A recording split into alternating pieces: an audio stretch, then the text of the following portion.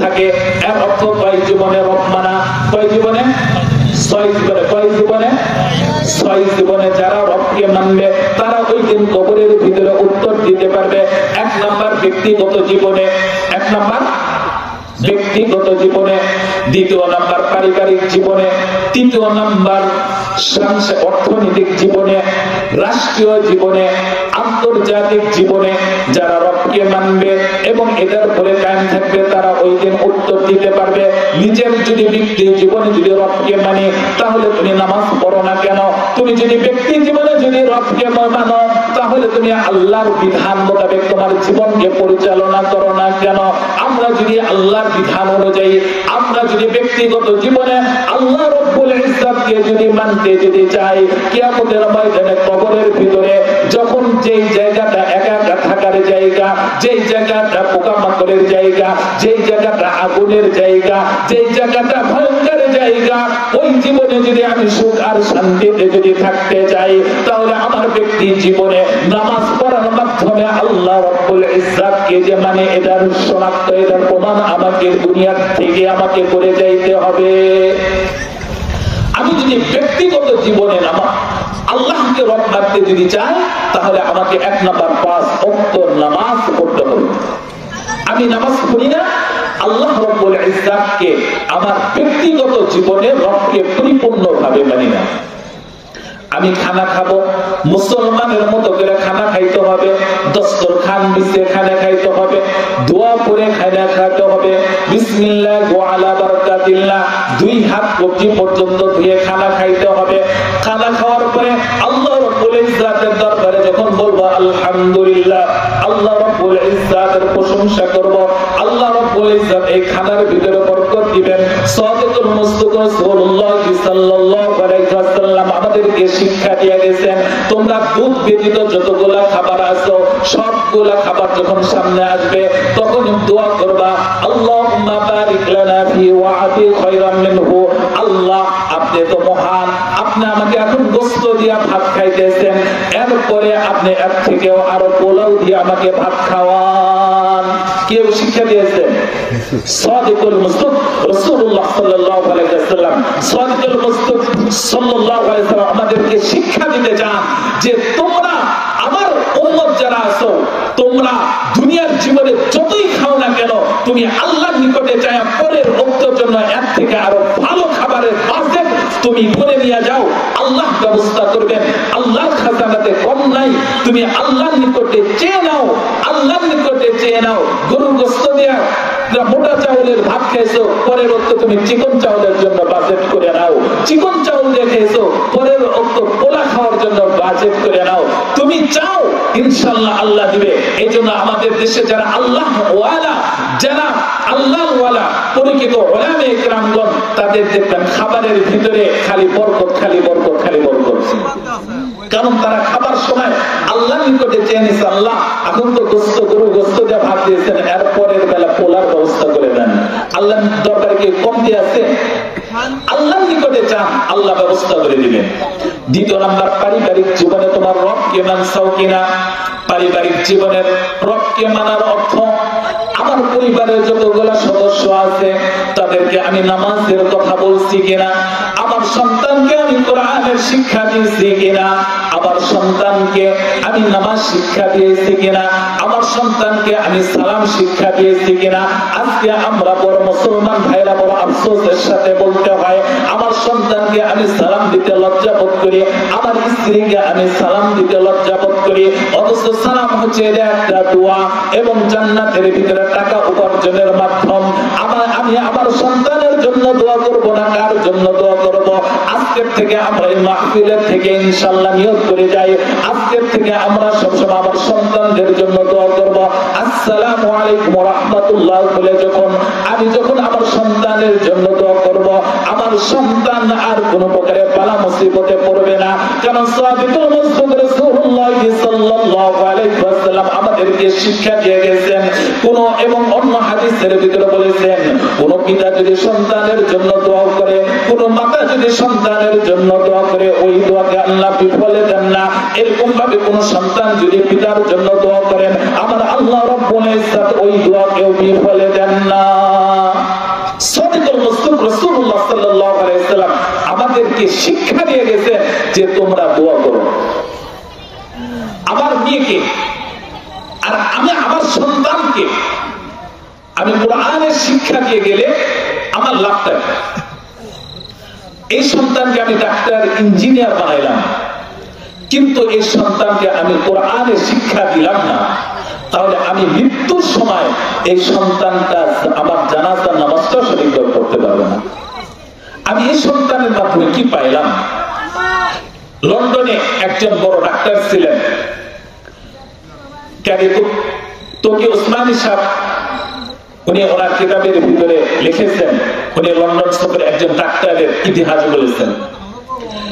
লন্ডনের একজন মুসলমান ব্যক্তি তার একটা মাত্র সন্তান অনেক বড় ডাক্তার বানিয়েছেন। তার অন্তরে সে যখন অসুস্থ হয়ে যায়, অসুস্থ হয়ে গেছে, তাকে তার ছেলে চিকিৎসকরা তাকে সুস্থ বানাতে পারে নাই, সে ইন্তেকাল করে গেছে। সে যেহেতু বড় একজন লন্ডনের ডাক্তার, এই জন্য তার পিতার জানাজাতে অনেক লোক আসছে, অনেক ডাক্তার উপস্থিত আছে। ইমাম সাহেব জানাজার জন্য দাঁড়িয়েছেন। ইমাম সাহেব যখন বলতেছেন আল্লাহু আকবার, সঙ্গে সঙ্গে তার সন্তান পিছনের থেকে জোরে চিৎকার করে দিয়েছে।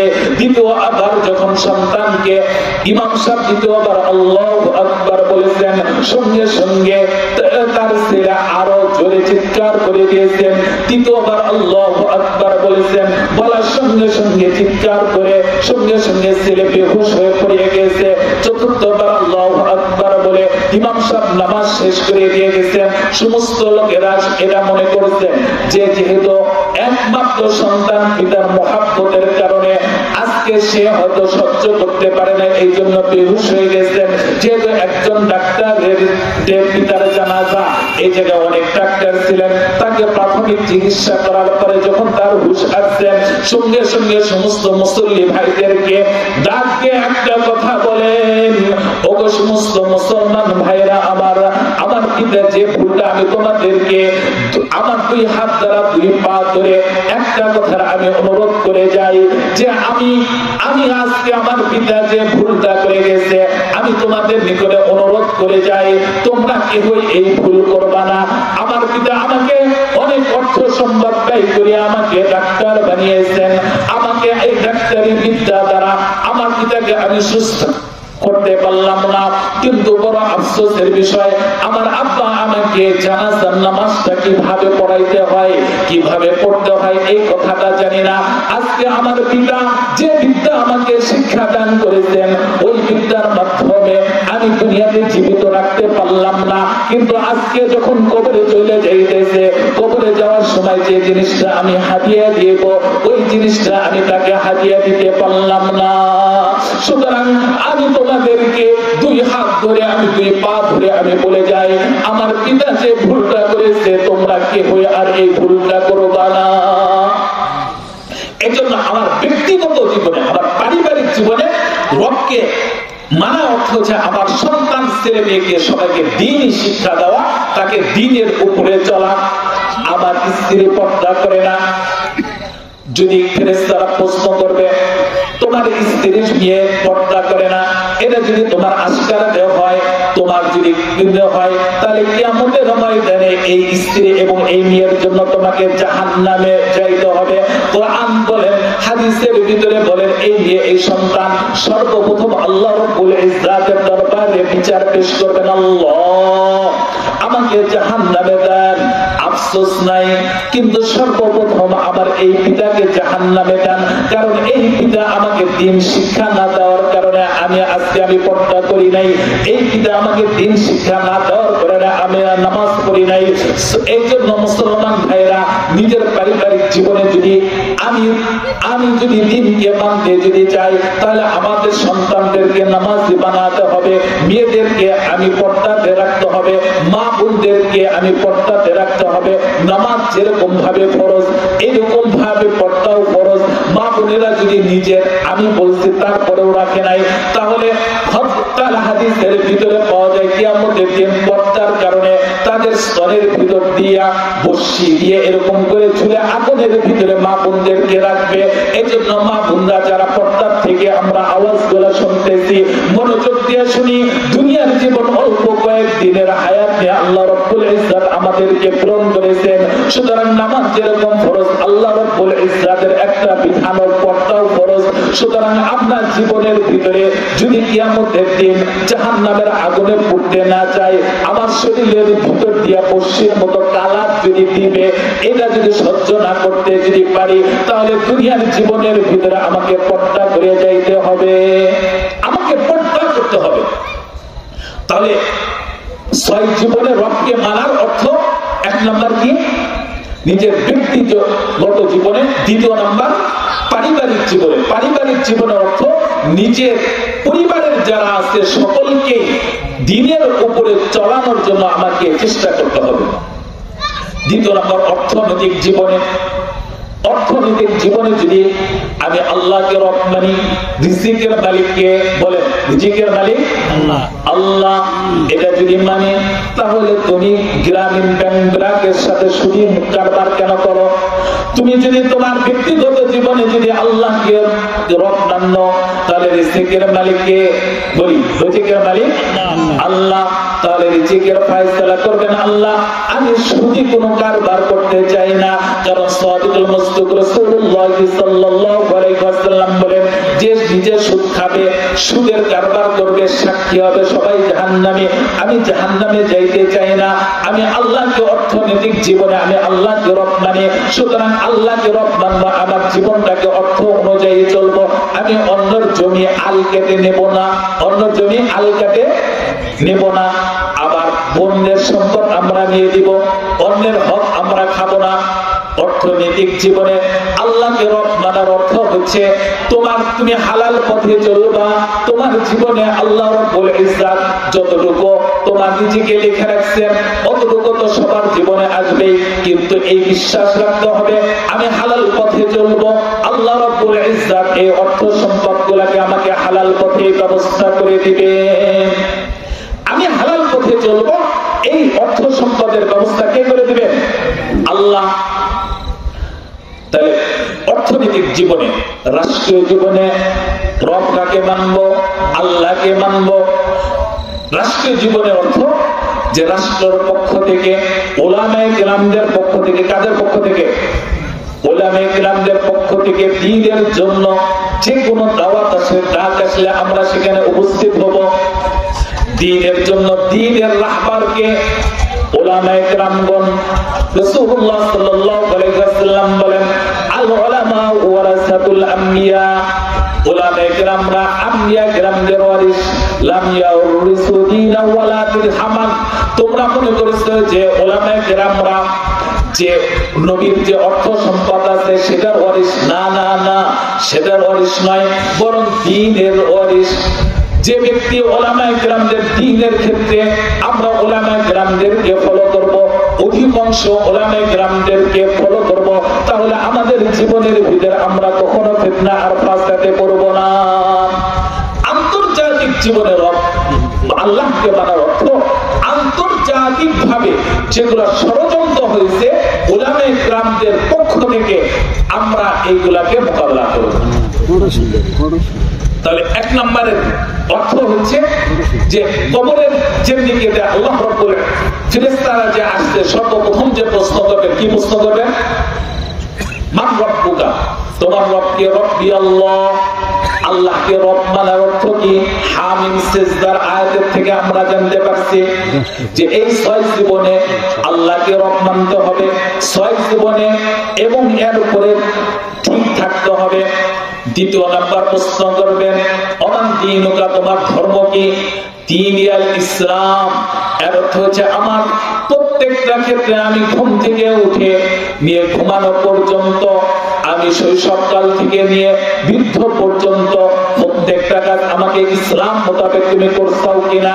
আল্লাহকে আমি বলবো, আল্লাহ আমি ইস্তেনজা করছি তার মতো রাসূলুল্লাহ সাল্লাল্লাহু আলাইহি ওয়াসাল্লাম যেভাবে শিক্ষা দিয়েছেন, কিভাবে শিক্ষা দিয়েছেন যে ইস্তেনজাতে যখন যাবে, ইস্তেনজাতে যাওয়া 5টা সুন্নাত, একবার বিসমিল্লাহ পড়া, বাম পায়ে প্রবেশ করা, দোয়া করা, আল্লাহুম্মা ইন্নী আউযু বিকা মিনাল খুবুসি ওয়াল খাবাইস। হাদিসের ভিতরে পাওয়া যায় যে সমস্ত ভাইরা জিন্নাতের ভয়ে করেন তারা এই আমলটা করে ইনশাআল্লাহ জিন্নাত কোনো ক্ষতি করতে পারবে না। আমরা বিসমিল্লাহ করব, দোয়া করব, পা টানিতে ডান পা আগে রাখবো, পারা যাবে ইনশাআল্লাহ। এরকম করে পাই হওয়ার সুন্নাত। খাবারটা আমি সুন্নাত অনুযায়ী ডান হাত দিয়ে খাইছি, চা ডান হাত দিয়ে পান করছি। চা কোন হাতে? ডান হাতে। কোন হাতে? ডান হাতে। পান করা কয়টা সুন্নাত? 6টা সুন্নাত। কয়টা? 6টা। কয়টা? দেখে বসে বিসমিল্লাহ বলেন, দেখে বসে বিসমিল্লাহ। ডান হাতে 3 নিঃশ্বাসে আলহামদুলিল্লাহ, ডান হাতে 3 নিঃশ্বাসে আলহামদুলিল্লাহ। মনে থাকবে ইনশাআল্লাহ। তাহলে আমরা চা কোন হাতে পান করব? ডান হাতে। চা কোন হাতে পান করব? ডান হাতে। সুতরাং আমরা প্রত্যেকটা কাজ, এগুলা কাজগুলোকে আমরা ছোট মনে করব না। আমার জীবনকে রাসূলুল্লাহ সাল্লাল্লাহু আলাইহি ওয়াসাল্লামের জীবনের সাথে প্রত্যেকটা ক্ষেত্রে যখন মিলে যাবে আমার জীবনটা দামি হবে। আর প্রত্যেকটা মুসলমান যখন এইভাবে পালন করবে, কোরআনের ভিতরে বলে মুসলমানেরা এইভাবে যখন চলবে খেলাফত মুসলমানদের হাতে দিবে। আজকে সারা বিশ্বের ভিতরে মুসলমানেরা নির্যাতিত, অপমানিত, কারণ রাসূলুল্লাহ সাল্লাল্লাহু আলাইহি ওয়াসাল্লামের সুন্নাতকে তারা ভুলে গেছে। তারপরে বলবেন মান হাযার রাজুল। রাসূলুল্লাহ সাল্লাল্লাহু আলাইহি ওয়াসাল্লামের কবরের দিকে কোন রাতে পাওয়া যায় যে ছবি তার সামনে ভেসে উঠবে। বলবেন এই ব্যক্তিটাকে? সে বলবে নবী আল্লাহ, ইনি হচ্ছে আমাদের নবী। সুতরাং নবীকে যদি মানি তবে আমার শরীরটা হবে নবীর মতো, বাহ্যিক দৃষ্টিতে দেখতে হবে, মুখে দাড়ি রাখতে হবে, চুলটা সুন্নতি মোতাবেক রাখতে হবে, সামনে বড় সাইডে ছোট এরকম রাখা চলবে না। কারণ কোরআনের ভিতরে পাওয়া যায় যে জাহান্নামীদেরকে চুলের মুঠি ধরে ধরে জাহান্নামে ফিক মারবেন। আবার হুজুর যখন জালালাইন যখন জামিল মাদ্রাসাতে পড়ি, হুজুর পড়ানোর সময় বলছিলেন যে সমস্ত ভাইরা সামনে চুল বড় রাখে পিছনে ছোট রাখে তাদের মনে হয় যে জাহান্নামে যাওয়ার জন্য ফেরেশতাদের চুলটা ধরা যেন সহজ হয়, এই জন্য মনে হয় রাখে। চুল চতুর্দিকে সমান করে রাখবো, এটা কি সুন্নাত? এটা কি সুন্নাত? এই যে ফেরেশতারা আমাদেরকে যখন প্রশ্ন করবেন তিনটা, যখন মুমিন বান্দা তিনটা ব্যক্তি যখন তিনটা প্রশ্নের উত্তর দিবে তখন ফেরেশতারা বলবেন যে কেন তুমি এই প্রশ্ন করলা, কিভাবে পারলা? সে বলবে যে আমি আল্লাহর কিতাবকে আমি পড়েছি, ইকরা কিতাব রাব্বি, আমার রবের আমি কিতাবকে পড়েছি। আল্লাহ রাব্বুল ইজ্জত সঙ্গে সঙ্গে ডাক দেয়া বল ফেরেশতাকে বলবেন যে থামো থামো, আমার বান্দাকে আর তোমরা কষ্ট দিও না। আপনি বিল জান্নাহ, আমার বান্দাকে দুনিয়ার বান্দারা দুনিয়ার নগণ্য কাপড় দিয়ে কবরের ভিতরে রাখছে, সুতরাং আমি এই আমার বান্দাকে আমি এই কাপড়ে রাখতে চাই না, মাটিতে শুয়ে রাখছে মাটিতে শুয়ে রাখতে চাই না, সুতরাং তাকে আপনি বিল জান্নাহ, জান্নাতি বিছানা বিছিয়ে দাও, আলবিসু বিল জান্নাহ, জান্নাতি পোশাক বিছিয়ে দাও। বান্দাকে অফতাহু বাবান ইলাল জান্নাহ, জান্নাতের দিক থেকে একটা দরজা খুলে যাইবে। বান্দা যখন তাকাইবে তখন হুরদেরকে নাচা দেখবে, সঙ্গে সঙ্গে বান্দা ওই দিকে যাইবে। কিন্তু আল্লাহ রাব্বুল ইজ্জত ডাক দিয়ে বলবেন বান্দা তুমি বাসর রাতে দুলা যেরকম ভাবে ঘুমিয়ে যায় ওইরকম ভাবে আরামের সাথে জান্নাতি বিছানা, জান্নাতি পোশাক, জান্নাতি আবহাওয়াতে তুমি ঘুমাইতে থাকো। যে বাসর রাতে যেরকম ভাবে তোমাকে ডাক দেওয়ার জন্য তোমার প্রিয় তোমার ব্যতীত কেহ থাকে না, এরকম ভাবে ফেরেশতা ডাক দেওয়ার আগ পর্যন্ত তোমাকে কেহ ডাকবে না। তুমি জান্নাতে আরাম সুখ ভোগ করতে থাকো আর ঘুমাইতে থাকো। বলেন সুবহানাল্লাহ। এরকম ভাবে যারা বক্কার আসবে, বক্কার ফেরেশতাদেরকেও ডাকার জন্য, বক্কার ফেরেশতাদের রূহকে কবজ করার জন্য আতারিল মালাকান, দুইজন ফেরেশতা আসবে, দুইজন ফেরেশতা আসবে, তার সাথেও অনেকজন ফেরেশতা আসবে। হাত্তা বসরা তার চোখের দৃষ্টি যে পরিমাণ যায় এই পরিমাণ ফেরেশতারা আসবে। সবাই কিন্তু তাদের চেহারা হবে অত্যন্ত ভয়ঙ্কর। সাদিকুল মুসদিক রাসূলুল্লাহ সাল্লাল্লাহু আলাইহি ওয়াসাল্লাম বলেন এত ভয়ঙ্কর হবে, সামনে দিয়ে চুলগুলো ফেরেশতার পা পর্যন্ত পৌঁছে যাবে। যখন ওই বান্দা রূহগুলো তার কবজ দেখার জন্য তার আকৃতি, এতগুলা ফেরেশতার আকৃতি দেখার পরে সে ভয়ে কম্পিত হয়ে যাবে। রূহগুলো শরীরের বিভিন্ন জায়গাতে পলাতে লুকানোর চেষ্টা করবে, কিন্তু সে কখনোই বাহির হইতে পারবে না। ফেরেশতারা বলবে উখরুজি ইয়া নাফসি হাল খবিসা, হে খবিস আত্মা তোমার দিক থেকে তুমি বাহির হয়ে যাও। কিন্তু সহজে বাহির হইতে চাইবে না। রাসূলুল্লাহ সাল্লাল্লাহু আলাইহি ওয়াসাল্লাম বলেন যে একটা লোহাকে যখন রুই তুলার ভিতরে ভিজানো অবস্থায় যখন রাখা যায়, তখন যেরকম ভাবে আটকে যায় রূহটা এরকম ভাবে তার শরীরের ভিতরে আটকে যাবে। তার যেরকম তুলাকে আস্তে আস্তে টাইনা টান দিয়ে লোহার থেকে এড়ানো হয়, এরকম ভাবে কষ্ট করে এড়াইতে হবে, সহজে চাইতে চাইবে না। কিন্তু তাকে মুখে অনেক কষ্ট করে বাহির হয়ে যাইবে। যখন এত গন্ধ ফেরেশতারা কেউ সহ্য করতে পারে না। জাহান্নাম থেকে কিছু ময়লা কাপড় আনবে, সেই কাপড়ের ভিতরে রূহটাকে নিয়ে যাইবে। যখন প্রথম আসমানে যাইবে, ফেরেশতারা বলবে এটা কার রূহ আনতেছো? অমুক গ্রামের অমুকের ছেলে অমুকের। বলে তাড়াতাড়ি আমাদের নিকট থেকে নিয়ে যাও, দূরে নিয়ে যাও, এত দুর্গন্ধ আমরা প্রথম আসমানের ফেরেশতারা আর সহ্য করতে পারতেছি না, তোমরা আমাদের নিকট থেকে নিয়ে যাও। দ্বিতীয় আসমানে নিয়ে যাইবে, দ্বিতীয় আসমানের ফেরেশতারাও একই আচরণ করবে, এটা কার রূহ নিয়ে আসতো? অমুক গ্রামের অমুকের ছেলে অমুকের। এত দুর্গন্ধ কেন? আমরা এত দুর্গন্ধ সহ্য করতে পারতেছি না। এরকম ভাবে দ্বিতীয় আসমানের ফেরেশতারাও একই কথাই বলবে, চতুর্থ আসমানের ফেরেশতারাও একই কথা বলবে, পঞ্চম আসমানের ফেরেশতারাও একই কথা বলবে। যখন সপ্তম আসমানে যখন যাইবে, আল্লাহ রাব্বুল ইজ্জত ফেরেশতাদেরকে ডাক দিয়া বলবেন উক্তুব কিতাবা ফি সিজ্জিন, আমার এই গান্দা বান্দার, এই নাফরমান বান্দার তোমার রূহটাকে সিজ্জিন নামক স্থানে রেখে দাও। সিজ্জিন নামক তুমি জাহান্নামের ভিতর তার রূহটাকে রেখে দাও, তার রূহটাকে রেখে দাও। ইয়াতিনে মালাকান, তার নিকটেও দুইজন ফেরেশতা আসবে। যেরকম নেককার ব্যক্তি রূহকে নেওয়ার জন্য কয়েকজন ফেরেশতা আসবে প্রশ্ন করার জন্য, এরকম ভাবে দুইজন ফেরেশতা আসবে। ফাজলিসানিহি, তাকে বসাইবে, তাকে এরকম ভাবে তিনটা প্রশ্ন করা হবে।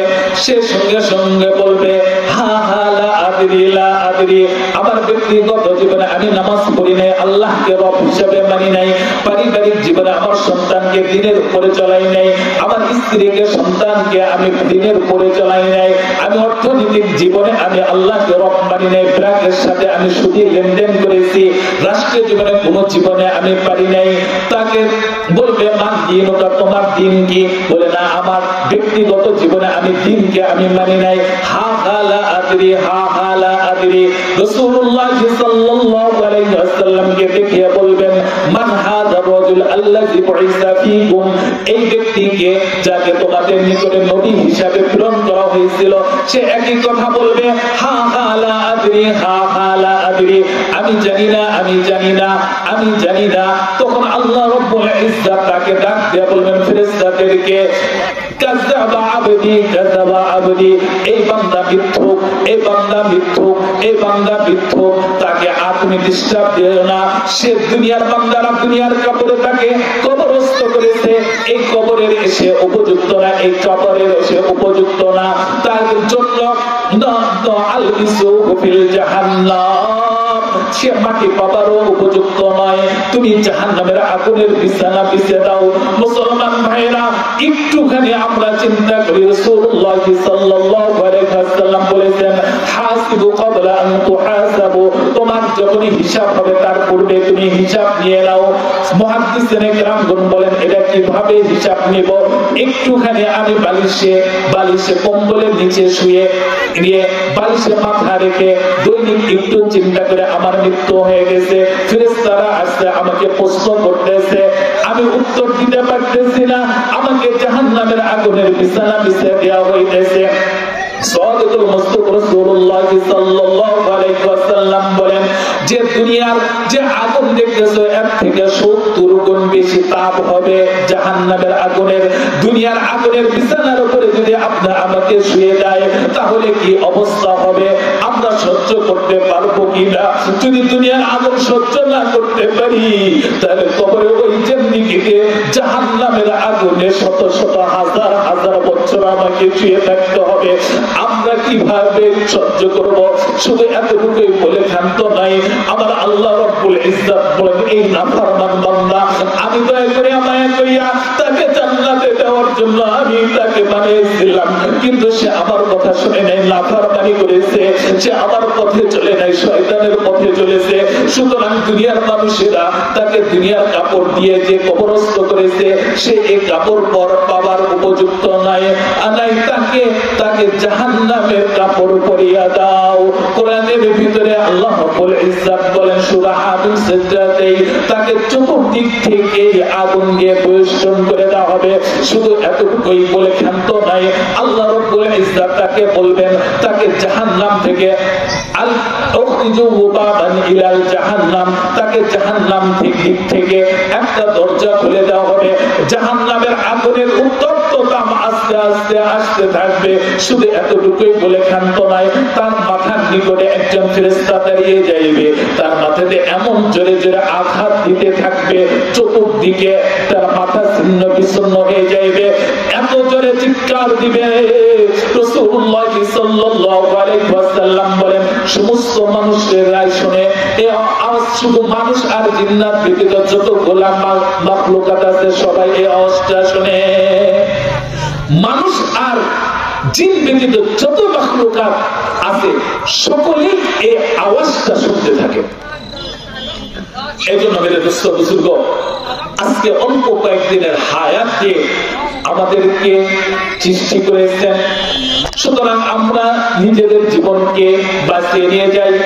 রাসূলুল্লাহ সাল্লাল্লাহু আলাইহি ওয়াসাল্লাম বলেছেন তুমি একটু চিন্তা করো যে তুমি কোথায় যেতে চাও। দুইটা অবস্থা কবরের বিকল্প নাই, হয় কবরের ভিতর সুখ শান্তিতে থাকবা জান্নাতের সুখ শান্তিতে, আর না হলে তোমার জাহান্নামের টুকরা হবে। তুমি নিজের হিসাব নিজের দুনিয়াতেই করে নিয়ে যাও। তাহলে বলতেছিলাম নামাজ পড়লে কয়টা উপকার? 5টা, মনে নাই? 1 নম্বর কবরের জীবনে ওয়া আযাবাল কবরি ওয়া ইয়াতিহুল্লাহু কিতাবাহু